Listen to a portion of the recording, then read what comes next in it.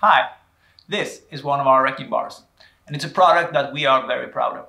And one of the reasons is that the ends are thin enough for nail pulling and getting access into narrow spaces, but at the same time it's strong and ductile enough to deliver a lot of force without breaking. Other manufacturers might make wrecking bars that are strong enough, but if you take a look at this one, it's also a lot thicker, making it a lot harder to work with. The real challenge here is making a wrecking bar that is strong and ductile and still thin enough at the same time.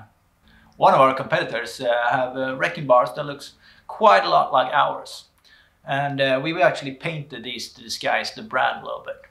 But since they look so much like ours, we wanted to test them and see how they measured up. So we took a bunch of their wrecking bars and we took a bunch of our wrecking bars and we tested them alongside each other.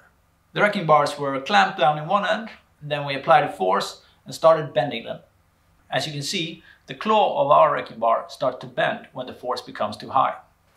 That might seem like a bad thing, but it's actually great if you consider the alternative, which is a wrecking bar that breaks.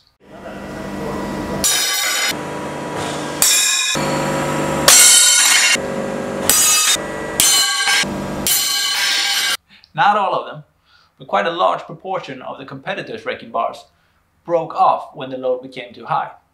And this can be very dangerous. Imagine that you're pulling on this with your entire weight and then it snaps off. That can send you tumbling into all kinds of dangerous things in your surrounding environment. Even more dangerous than that perhaps are these small metal splinters that form when the wrecking bar breaks. They can come flying at you at a very high speed, and they can injure you, your colleagues, or the surrounding environment severely if you are hit by one. It's also interesting to compare the forces involved.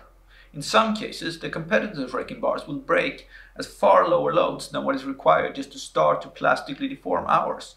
And some of them are too soft and will plastically deform at very small forces.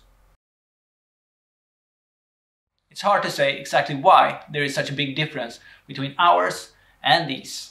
And that is because we cannot say anything about the raw material or the production process that goes into making these ones. What we can say, however, is that we use Swedish boron steel when we manufacture our wrecking bars. That means that the steel is alloyed with boron. Boron is a metalloid that gives us a stable and predictable behavior during the quench hardening process, and it also gives us an increased resistance to wear and impacts. We also know that the process of forging, hardening and annealing a wrecking bar like this is a very difficult process that we have spent a lot of time and effort on mastering. So we're not surprised to see that a competitor that's quite new to this is struggling to get the quality right. We were, however, a little bit surprised to see that the difference was so big. In the end, it's nice to see that all the time and effort that we have put into mastering the production process of these really has paid off, and now we can confidently say that you probably cannot find a better wrecking bar than a Hultafors wrecking bar.